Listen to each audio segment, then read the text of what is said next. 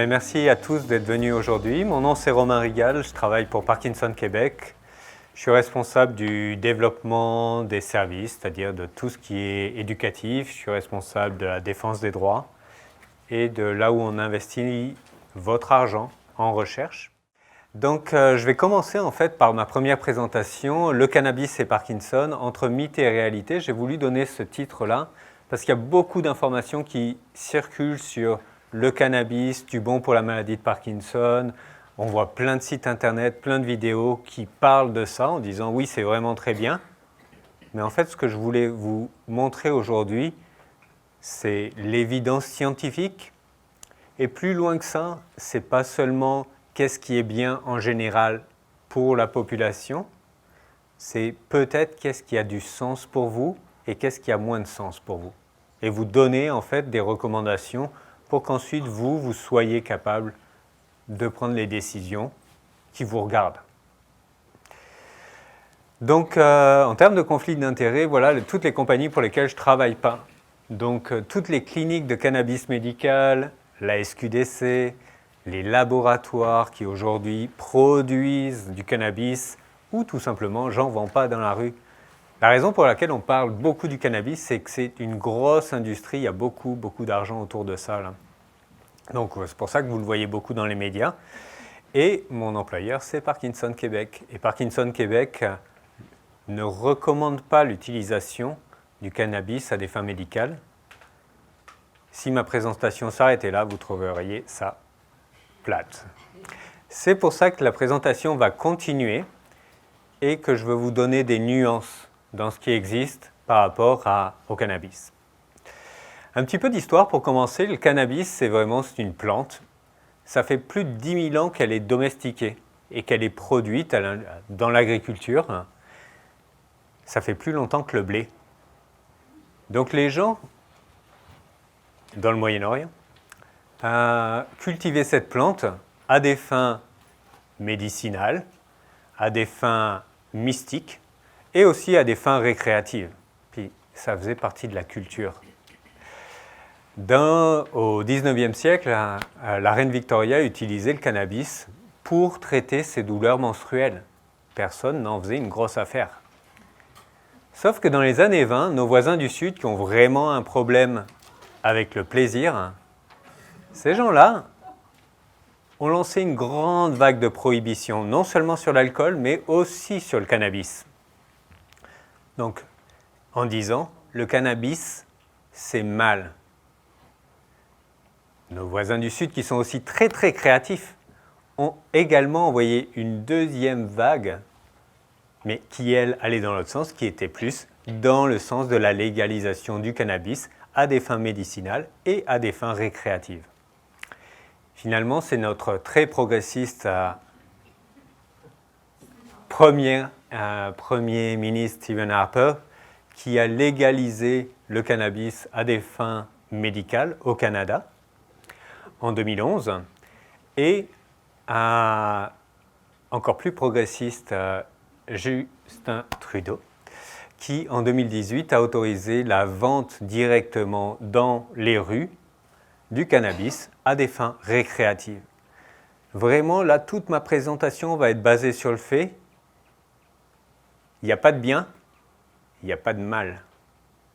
On n'est pas du tout dans le domaine moral, là. Ce que je vais vous présenter, c'est qu'est-ce qu'il y a de potentiellement bien pour les gens qui ont la maladie de Parkinson, qu'est-ce qu'il y a de potentiellement dangereux pour les gens qui ont la maladie de Parkinson, mais tout ça, ça va être encore des grandes généralités. Et ensuite, ce que je veux qu'on voit ensemble, c'est ouais, mais moi, personnellement, ça me va ou ça ne me va pas? Puis ça, c'est ça qui est intéressant. Donc quand on parle de drogue, ce qui est vraiment intéressant, c'est de regarder dans toutes les drogues qui existent, où est-ce que le cannabis se positionne.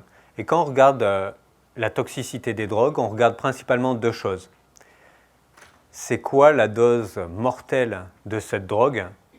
Puis il n'y a jamais personne sur Terre qui est mort d'avoir pris du cannabis. Ça, c'est certain. Une deuxième chose qu'on regarde, c'est est-ce que c'est une drogue qui rend dépendant? Effectivement, le cannabis, il y a 10% des gens qui peuvent tomber dépendants, mais c'est bien moins que l'alcool, que la caféine, que des drogues qu'on consomme tous les jours. C'est bien moins que l'héroïne, qu'heureusement on ne consomme pas tous les jours. Donc vous voyez dans ce coin en haut, en droit, de ce coin-là, héroïne, morphine, des drogues extrêmement dangereuses et extrêmement addictives. En bas, à gauche, la marijuana, le LSD, qui sont des drogues qui sont très très actives à très faible dose et donc qu'on peut consommer sans risque de tomber addict, sans risque de mourir. Ça ne veut pas dire qu'il y a des effets secondaires, ça veut juste dire, parmi le spectre de toutes les drogues, c'est quand même pas si pire. Donc le cannabis, c'est quoi? Je vous ai dit, c'est une plante, il y a deux principes actifs principaux, le THC, puis là vous en avez certainement déjà tous entendu parler de ça, le THC qui est vraiment la molécule psychoactive qui donne l'effet de high, et le CBD qui est plus la molécule qui, elle, va donner un effet relaxant. Mais la plante, elle n'est pas arrivée simplement avec ces deux produits-là. Elle a plus de 800 produits, dont 100 sont actifs. Et puis ils sont actifs parce qu'ils travaillent tous les uns avec les autres. C'est vraiment une synergie entre tous les produits. Donc consommer du CBD ou du THC, ça n'a rien à voir avec consommer la plante au complet, parce que la plante, les terpènes qui en eux n'ont aucune action, si ce n'est vraiment sentir la moufette, quand ils sont combinés au THC, au CBD, ils ont une action. Donc c'est vraiment important de comprendre, une plante, il y a des centaines de produits à l'intérieur qui agissent en synergie. Des produits pharmaceutiques, c'est des produits purs, standardisés, qu'on peut acheter toujours la même chose. La plante, dépendamment du soleil qu'il a fait, il n'y aura pas toujours la même concentration de THC ou de CBD, contrairement aux produits pharmaceutiques. Donc pourquoi le THC et le CBD, ça fonctionne? C'est qu'à l'intérieur de nous, on a un système qui s'appelle le système endocannabinoïde. Ce système, c'est un système qui régule d'autres systèmes. Imaginez aujourd'hui, je suis stressé de vous faire la présentation, je suis au bout sur l'adrénaline, mon système endocannabinoïde est là pour réguler. Donc c'est un système régulateur qui est à l'intérieur de nous déjà. Il est déjà à l'intérieur de nous et en plus, moi-même je produis des endocannabinoïdes. Je suis moins fort qu'une plante à fabriquer du THC et du CBD, mais je fabrique moi-même des molécules qui permettent de me calmer. Donc c'est pour ça que le système est déjà à l'intérieur de nous. Ce qui est vraiment beau, c'est que ce système, et c'est là que c'est intéressant pour le traitement de la maladie de Parkinson et la modulation des symptômes, c'est qu'au niveau du cerveau, dans ce système, il y a beaucoup de récepteurs qui permettent de gérer le sommeil, qui permettent de gérer l'humeur, qui permettent de gérer le contrôle des mouvements. Donc les chercheurs, quand ils ont vu ça, ils se sont dit hey, certainement très intéressant pour la maladie de Parkinson. D'autant plus qu'il y a également des récepteurs au niveau du système immunitaire. Et au niveau du système immunitaire, ça va diminuer l'inflammation et ça va diminuer le stress oxydatif. Donc là, les gens se sont dit si ça fait ça, ça peut peut-être diminuer la progression de la maladie de Parkinson. Parce que la maladie de Parkinson, c'est une maladie où les neurones meurent en partie à cause du stress oxydatif. Donc il y avait vraiment, ça devient vraiment intéressant. Puis là où ça devient vraiment hot, c'est qu'au niveau des muscles, il y a aussi des capteurs qui gèrent la rigidité et les douleurs. Et là, c'était comme waouh. Si on est capable de toucher tout ça avec des plantes qui poussent toutes seules dans les fossés, c'est quand même bien.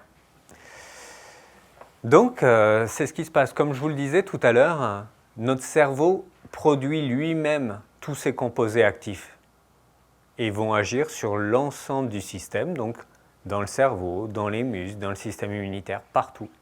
C'est exactement ce qui se passe également quand les gens fument des joints, mais c'est aussi ce qui se passe et ce que l'industrie pharmaceutique veut quand elle développe des produits qui vont circuler à travers tout votre système endocannabinoïde. Donc vous voyez beaucoup de promesses dans le domaine de... il y a beaucoup de raisons pour lesquelles ça pourrait marcher d'utiliser ces produits. Malheureusement, beaucoup de ces promesses n'ont pas été tenues. Notamment, la première, l'effet de neuroprotecteur qu'on avait vu dans des boîtes de pétri, là où il y a juste des petites cellules, ou dans des souris, ça ne s'est jamais traduit chez les humains. La deuxième promesse non tenue, c'est, on pensait, vu que le THC est un produit qui induit des catalepsies, c'est-à-dire vraiment on n'est plus capable de bouger du tout, on s'était dit, si on n'est plus capable de bouger du tout, peut-être c'est intéressant pour les personnes qui font de la dyskinésie associée à la prise de L-Dopa. C'est juste des bonnes idées. Malheureusement, ça n'a pas marché. Aujourd'hui, il y a beaucoup d'essais en cours et c'est pas mal là que la recherche se concentre sur la gestion des spasmes et la gestion des douleurs. Malheureusement, les résultats sont pas mal mitigés. Donc, on va en parler pourquoi tout à l'heure. Ces résultats sont mitigés et puis pourquoi chez des gens ça marche, puis des gens ça ne marche pas du tout. Et dernièrement, malheureusement, les cannabinoïdes n'ont pas apporté de réponse à la gestion des troubles du mouvement. Donc tout ce qui est tremblement, rigidité, dyskinésie, bradykinésie, ça ne marche pas sur ça. Puis quand je vous le dis, ça ne marche pas sur ça, c'est en général dans la population, ça ne marche pas. Et c'est la raison pour laquelle c'est si difficile en fait la recherche dans le domaine du Parkinson, c'est qu'il n'y en a pas un seul de vous qui est pareil. Donc, vous avez déjà probablement remarqué, vous prenez tous la même pilule, mais à des dosages différents, et ces dosages ne sont pas capables de vous produire la même efficacité. Des antibiotiques, c'est réglé, on prend son antibiotique, on se débarrasse des bactéries, puis c'est facile. Malheureusement, pour le Parkinson, ça ne marche pas comme ça parce que la maladie de Parkinson, ce n'est pas une maladie, c'est des centaines d'individus qui sont différemment et qui vont tous répondre différemment aux produits. Donc là, quand l'industrie arrive et dit on va tester pour voir si le cannabis X, Y, Z, THC, CBD fonctionne, ils arrivent dans le même écueil que tous les nouveaux médicaments, qui est oui, mais pour tester un médicament, ça prend une population homogène. Les gens qui vivent avec la maladie de Parkinson, ce n'est pas une population homogène pour commencer. La deuxième raison pour laquelle c'est difficile de trouver une application réelle pour ces cannabinoïdes, c'est le dosage. Donc là, ils en sont par exemple pour la douleur à essayer de trouver c'est quoi la bonne dose.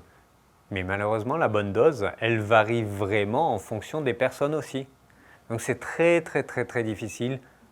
Donc même s'il y avait beaucoup de promesses, on ne peut pas dire « et ça s'est traduit dans la population en général ». Par contre, ça ne veut pas dire que, et c'est comme dans tous les médicaments, vous allez voir l'essai machin qui voulait prouver que ce médicament réduisait la dyskinésie ou réduisait les tremblements.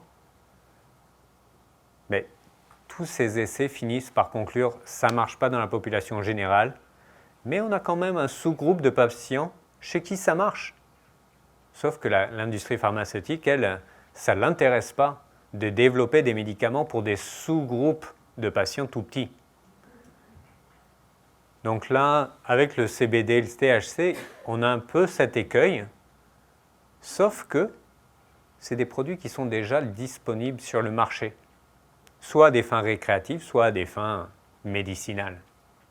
Donc, ce qui se passe, c'est que ça ne marche pas en général, mais vous faites peut-être partie d'un groupe de patients chez qui ça marche. Ce que je veux maintenant vous présenter, c'est des indications possibles pour lesquelles ça pourrait marcher, puis je veux aussi vous présenter les risques associés à s'essayer à ces produits-là. Ça, c'est vraiment important que vous les preniez en garde. Une autre raison pour laquelle ça ne marche pas, c'est que je vous disais, la plante, elle est arrivée, elle fait du THC, elle fait du CBD, mais elle fait aussi un ensemble d'autres produits. Puis souvent, c'est cet ensemble, cette combinaison de produits qui produit l'effet, plutôt que le THC ou le CBD tout seul. Donc on va voir quels sont les effets bénéfiques potentiels. Donc il y a aujourd'hui des essais en cours au Canada pour vérifier quelle est la bonne dose qui pourrait soulager les douleurs dans la maladie de Parkinson. Donc à Toronto, c'est vraiment le centre de référence pour l'instant sur cet aspect-là. Les douleurs, les spasmes, mais il y a aussi des rapports anecdotiques et d'autres plus petits essais sur favoriser le sommeil à faible dose ou encore traiter l'anxiété. Donc ces 4 pistes-là, c'est vraiment ce qui est investigué aujourd'hui dans le domaine de la recherche sur Parkinson plus cannabis. Les effets indésirables possibles. Là, j'aimerais que vous ouvriez grand vos oreilles parce que vous allez voir que les effets indésirables, malheureusement, des cannabinoïdes sont très très proches des symptômes de la maladie de Parkinson. Par exemple, si je prends au niveau psychologique, ou tout ce qui se passe dans votre cerveau même, au sens plus large, une diminution de la mémoire à court terme, une diminution de l'attention, une diminution de la motivation, chez des personnes qui potentiellement sont un terrain à la psychose, ça peut accroître les risques de psychose, accroître les risques d'hallucination. Vous voyez tout ça ? C'est un peu ce qu'on pourrait trouver dans la liste des effets secondaires écrits en tout petit pour la maladie de Parkinson. Au niveau psychologique, cette fois, anxiété, dépression, dépendance, c'est également, ça se retrouve, pas chez tout le monde dans cette salle, mais ça va se retrouver, quand on regarde la population Parkinson en général, ça va se retrouver, c'est certain. Autres effets indésirables possibles, une augmentation du risque cardiaque, donc dans une population âgée qui peut-être vit avec des difficultés cardiaques, ça peut entraîner d'autres troubles. Surtout, ça peut entraîner une chute de pression artérielle. Et là, pour les personnes qui vivent avec la maladie de Parkinson, qui peuvent faire de l'hypotension orthostatique, c'est-à-dire je suis assis, je me lève, je vois des étoiles et je tombe au sol, ça peut encore accroître ce risque-là. Donc des risques de syncope. Ça peut entraîner des faiblesses, des troubles de la coordination et diminuer les aptitudes de conduite. Donc vous voyez, révisez bien c'est quoi vos symptômes à vous. Puis vous allez voir que très probablement vous rencontrez certains effets secondaires des cannabinoïdes. Mais la gestion de la médication, c'est toujours ça, de toute façon. C'est la gestion de c'est quoi que je peux gagner, c'est quoi que je risque de perdre à cause des effets secondaires. Puis votre médecin, c'est ce qu'il fait en permanence quand il dose votre Sinemet. Donc là, c'est vous, je vous ai dit, voici les risques potentiels qui existent à prendre ces produits-là. Puis c'est des risques, vous connaissez déjà ces symptômes-là. Donc, il y a une chance que vous en remettiez une couche. C'est le temps du quiz. Ça, c'est pour vous réveiller un petit peu. OK. Je vais vous poser un petit quiz sur qu'est-ce que vous pensez qu'il existe comme interaction médicamenteuse avec les cannabinoïdes. Le premier, les neuroleptiques et le THC. D'après vous, ça donne quoi? Pas tous à la fois là. Les neuroleptiques, c'est une excellente question. Les neuroleptiques, non, les neuroleptiques sont des médicaments qui luttent contre les hallucinations, les psychoses. Ça peut les augmenter.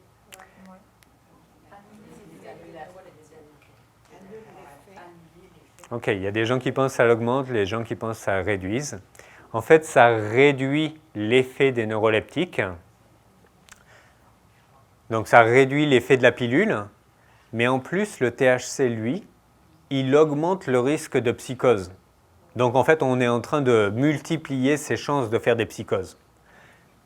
Je vous parle de ça, c'est uniquement chez les gens qui ont ce terrain-là, et c'est uniquement chez les gens qui, eux aussi, prennent des neuroleptiques.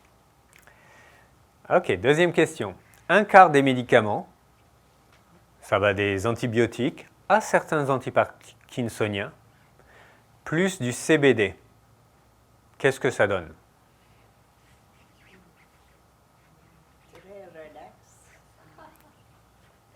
Très relax, c'est une bonne réponse.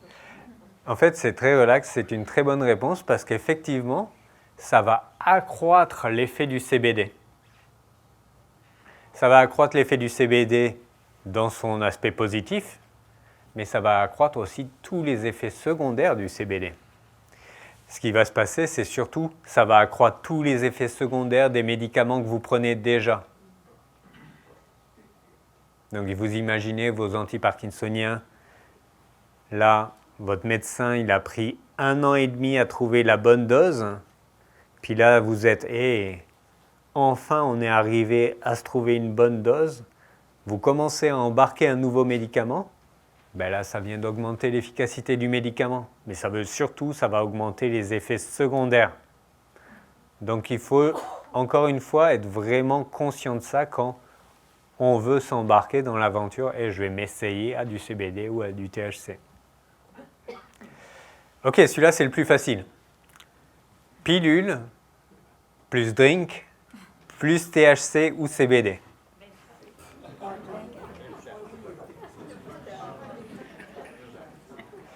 Ça c'est bonne soirée, mais il y en a juste une seule, quoi. Ok, j'aimerais vous mettre en garde, donc vraiment. Et puis, j'ai trouvé la vidéo du gouvernement assez drôle. J'ai trop pris de potes. Impossible que le cannabis fasse ça. Mais avant 25 ans, il peut nuire au développement de ton cerveau. C'est exactement ce que je veux vous dire aujourd'hui. Le THC et le CBD, c'est déjà prouvé là. Il n'y a rien qui, en général, dans la population, montre que ça fonctionne bien. Ça peut fonctionner bien dans certains groupes, mais c'est certain, ça ne rend pas les crânes comme ça. Sinon. Donc, pour tous ceux qui, d'entre vous, voudraient s'en procurer et essayer, ça me semblait aussi important d'en discuter de ce point-là. Un des premiers endroits faciles, c'est de l'acheter dans la rue, et puis naturellement ça, je vous le déconseille. En fait, ce n'est pas tellement la sécurité, bien que certains vous pouvez rentrer dans des histoires complexes, mais c'est surtout que si vous achetez un produit dans la rue, jamais vous serez capable d'acheter exactement le même produit. Si par bonheur vous tombiez sur un produit qui fonctionnait, et vous dites hey, « ça marche bien là, j'en veux d'autres », le mois suivant, ce ne sera pas le même produit, ce ne sera pas la même variété, ce ne sera pas la même concentration. Donc forcément, vous allez le prendre et ça marchera moins bien. Ça, c'est la grosse problématique des plantes. Et surtout, il n'y a pas de contrôle de qualité dans la rue, là, on s'entend. Il n'y a pas de refund, quoi. Ok, deuxième option, c'est d'aller à la SQDC, là vous avez vu, c'est assez simple. Généralement, vous allez être servi par un cégepien qui va vous faire une association pastilles rouges, pastilles jaunes, c'est un peu comme pour le vin à la SAQ. Mais il ne va pas vous aider à vous dire c'est quoi votre problème, voici comment on peut le gérer. Ah, et en plus, vous avez la maladie de Parkinson, donc voici la variété que vous devriez prendre à telle concentration. Il ne faut pas s'attendre à ça. Puis c'est tant mieux. Une des options, et qui est probablement la plus sécuritaire, c'est de visiter une clinique du cannabis. Il y en a plusieurs, à Montréal, à Sherbrooke, à Québec. Ce sont des cliniques dans lesquelles il y a des médecins, des infirmiers qui sont spécialisés dans le cannabis et qui ont des protocoles de soins pour le sommeil, pour la douleur, pour name it. Donc vraiment, c'est eux les spécialistes du cannabis et vous êtes sur surveillance médicale. Ce que ça apporte, donc pour rentrer dans ces cliniques, il faut être référé. Donc vous êtes référé par votre médecin. Puis ça, probable que votre médecin ne soit pas d'accord avec ça. Si vous voulez vraiment aller dans ces cliniques, c'est vraiment important de faire comprendre à votre médecin.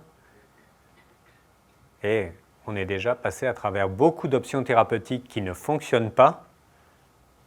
Moi, j'ai le goût d'essayer autre chose là. J'ai le goût, et puis c'est la responsabilité du médecin de vous accompagner dans la gestion de votre qualité de vie aussi. Donc si lui, il a des conflits moraux associés à l'utilisation du cannabis ou il n'y croit pas, ça se peut bien. Mais d'ailleurs, il ne croit pas non plus à l'utilisation des tisanes, mais ça ne vous empêche pas de prendre la tisane le soir. Donc c'est vraiment important, si vous voulez utiliser cette voie, de trouver les arguments qui vont être capables de le séduire pour que lui vous fasse un formulaire de référencement qui va vous permettre ensuite de rentrer dans cette clinique de cannabis. Cette clinique ensuite va vous prescrire un protocole de soins et puis vous allez recevoir des médicaments qui sont dosés toujours la même chose. Ça, c'est le gros avantage. Donc, quoi acheter? Si vous êtes dans une clinique, c'est clairement quelqu'un qui va vous dire voici quoi acheter, et puis il ne va pas vous le vendre directement, il va le commander sur Internet. Soit ça va arriver directement chez vous, soit ça va arriver à la clinique, il faudra aller le chercher. Mais autrement, vous pouvez quand même, c'est un produit qui est disponible aujourd'hui dans la rue, vous pouvez aussi en acheter. Donc ça se vend sous forme d'herbe, comme je n'arrête pas de vous le dire. L'herbe, la grosse problématique, c'est la non-constance des doses et des variétés. Par contre, ce que ça amène de positif, c'est l'espèce d'effet entourage, donc la synergie entre tous les produits. En passant, fumer de l'herbe, ça augmente les risques de cancer du poumon, exactement comme le tabac. Autre produit qui existe, c'est l'huile qui se prend donc sous forme de gouttes ou sous forme de spray sous la langue. Donc ça, c'est le produit commun de la SQDC. Troisième produit, les gélules qui vont principalement se trouver dans des cliniques. Et deux derniers produits qui ne sont pas encore disponibles à la SQDC, qui sont disponibles dans la rue, mais probablement bientôt à la SQDC, ce sont des bonbons ou des gâteaux. Ça, c'est bien quand on a 18 ans, là. Maintenant, il faut arrêter ça, quoi. Parce que ça, on en mange 2. Ah, ça ne marche pas, on en mange 4. Et 2 heures plus tard, ça marche, et puis là, c'est comme trop tard. Donc, faites-moi plaisir. N'utilisez jamais les choses qui se mangent. Puis en plus, non seulement vous ne savez pas du tout ce qu'il y a dedans, mais une fois que vous l'avez mangé, c'est là que ça va se déclencher comme beaucoup plus tard. Et en plus, la voie de dégradation du THC, c'est vraiment via le foie. Donc dès qu'on mange quelque chose, le THC est dégradé par le foie. Donc vous êtes en train de dégrader le produit. Tant qu'à faire, allez-y avec un produit à inhaler ou un produit directement qui se met sous la langue. Là, en sublingual, c'est quand même beaucoup plus efficace et vous ne perdez pas l'efficacité initiale du produit. Donc combien ça coûte en clinique? Les visites, ce sont des visites médicales. C'est un médecin qui est là. Donc, ces coûts de clinique sont des coûts qui sont remboursés par la RAMQ. Le coût qui est associé à l'utilisation des produits, lui, n'est pas remboursé par la RAMQ. Ça varie entre 75 et 200 $ par mois. Et c'est très variable, en fait, en fonction de vos besoins. Par contre, s'ils ne sont pas remboursés par la RAMQ, ça reste des produits que vous pouvez inscrire dans vos déductions fiscales à la fin de l'année pour les impôts. Quelle dose? Ça, c'est vraiment un enjeu majeur. Là, je vous ai pris, je ne sais pas si vous voyez bien, une étiquette d'herbe qui vient de la SQDC et ils disent naïvement THC entre 18 et 28 %. Ben oui, c'est bien. Donc ça veut dire qu'aujourd'hui, je l'achète à 18, entre 18 et 28%. Mais le mois prochain, peut-être que je vais me cogner plus le 28 que le 18. Puis l'effet, naturellement, sera vraiment très, très différent. Donc vous n'avez aucun contrôle sur la quantité de produits quand vous achetez de l'herbe. Rappelez-vous bien ça. Si vous regardez les étiquettes, vous allez vous rendre compte, ok, c'est jamais précis. C'est un peu comme Cinemètre, 200 à 1000. Ça arrive jamais. Votre Cinemètre, c'est toujours 3 fois par jour, 100. Point. Les doses, si jamais vous vous lancez dans cette aventure, j'aimerais que vous partiez avec ce seul message-là. Commencez doucement et augmentez doucement. En fait, c'est comme tous les médicaments et probablement comme le jour où vous avez commencé à prendre du Cinemètre, vous avez commencé et le médecin a essayé de trouver tranquillement, pas vite, la dose qui est efficace, mais qui ne rejoint pas la dose qui est toxique, qui engendre trop d'effets secondaires. Et il ne l'a pas trouvé du premier coup comme ça. Il y est allé essai-erreur. Mais le essai-erreur, ce qu'on veut, c'est surtout faire des essais, mais une seule erreur. C'est-à-dire, on veut commencer très doucement. Ah, ça ne fonctionne pas. Ok, c'est pas grave. 3 jours plus tard, j'augmente la dose, imaginons de 10%. Mais 10%, c'est difficile à imaginer quand fumer des joints, je vais fumer 10% de joints en moins. À moins qu'on en consomme beaucoup, et là, ça se coupe, mais ça se fait mieux avec des gouttes. Surtout que les gouttes, vous avez une concentration qui est fixe sur le flacon. Donc là, c'est beaucoup plus facile de prendre le flacon et de dire, là-dedans, il y a tant par millilitre, j'ai une petite pipette, je retire ça, voici ce que je prends aujourd'hui. Et surtout, très très important, prenez des notes. Aujourd'hui, j'ai pris ça. Voici ce que j'ai essayé de faire. J'ai essayé de gérer mon sommeil, par exemple. Ok, c'est comme d'habitude, j'ai dormi 3 heures par nuit. Ok, ça veut dire que ça ne marche pas. 3 jours plus tard, peut-être, ça prend d'augmenter la dose. On augmente la dose, mais en fait, j'ai vomi partout. Ça se peut que je suis passé au-dessus de la dose. En fait, j'étais trop gourmand là. C'est pour ça que l'augmentation de la dose doit se faire vraiment à très petite dose, comme 10%. Voilà. Ok, en conclusion. Donc l'efficacité des cannabinoïdes, les preuves sont vraiment très contradictoires selon les essais, mais je vous dirais qu'aujourd'hui, il n'y a personne dans la communauté scientifique qui va être capable de vous dire « et c'est vraiment bien ». Et pourtant, il y a des gens, ils montent leur carrière là-dessus, des chercheurs qui s'étaient dit « moi, je vais devenir une star parce que j'étudie le cannabis et le Parkinson ». Non, ils sont devenus personne parce qu'en fait, ils n'ont pas encore trouvé ni le bon produit, ni la bonne dose. Donc, il n'y a pas de preuve vraiment de l'efficacité. Par contre, même à l'intérieur de ces essais, il y a des sous-groupes de patients qui répondent. Puis il y a des sous-groupes de patients qui répondent très mal aussi. Vous ne savez pas aujourd'hui dans quel groupe de patients vous êtes. Et vous ne voulez peut-être pas l'essayer. Mais ça, c'est une décision qui vous appartient à vous et qui dépasse le bien et le mal en général. Est-ce que le produit c'est bien ou c'est mal ?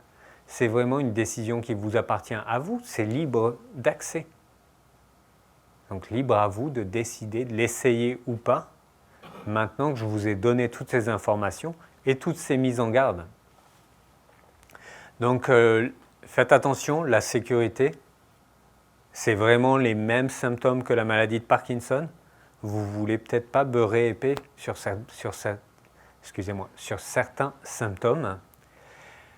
L'utilisation concomitante avec les antiparkinsoniens peut, et je dis bien peut, altérer le plateau que vous avez réussi à créer avec votre médecin depuis longtemps. Peut-être que ça ne vaut pas la chance d'essayer de se lancer là-dedans. Quoi qu'il arrive, si vous essayez à des fins médicales ou des fins récréatives, parce qu'on s'entend là, c'est correct les deux. parlez-en à votre médecin. Parce que lui, s'il voit qu'il y a un débalancement dans le plateau de votre dose de médication et qu'il ne comprend pas pourquoi ça se passe, ben, vous avez la clé de la compréhension. Dites-lui bien, je m'essaye à ça. Je m'essaye tout seul d'ailleurs. Puis peut-être que lui va dire, ah ok, t'en es rendu au point que tu as envie d'avoir une surveillance médicale plus pointue sur le sujet, je vais t'envoyer donc dans une clinique. Comme je vous le disais, commencez bas, augmentez doucement. C'est vraiment la clé du succès, mais c'est la clé du succès pour tout. Par exemple, les croissants, un pour commencer, puis après comme des petits bouts tranquillement. Si vous en mangez 10, là c'est certain qu'il y a des gens qui ne vont pas assister à la deuxième présentation. Dernier point, notez bien les doses que vous prenez, les heures à laquelle vous prenez, la raison pour laquelle vous le prenez. Et dans une autre colonne, vous mettez est-ce que ça a marché ou ça n'a pas marché. Puis pour vous, ça veut dire quoi, ça a marché? Pour certaines personnes, dormir 4 heures, c'est déjà 1 heure de plus qu'avant. Il y a des gens pour qui dormir 4 heures, c'est vraiment peu. Donc, c'est vraiment en relation avec c'est quoi vos objectifs. Et naturellement, tous les effets secondaires, vous êtes, j'imagine, assez sensible aujourd'hui à remarquer quels sont vos effets secondaires. Notez-les bien.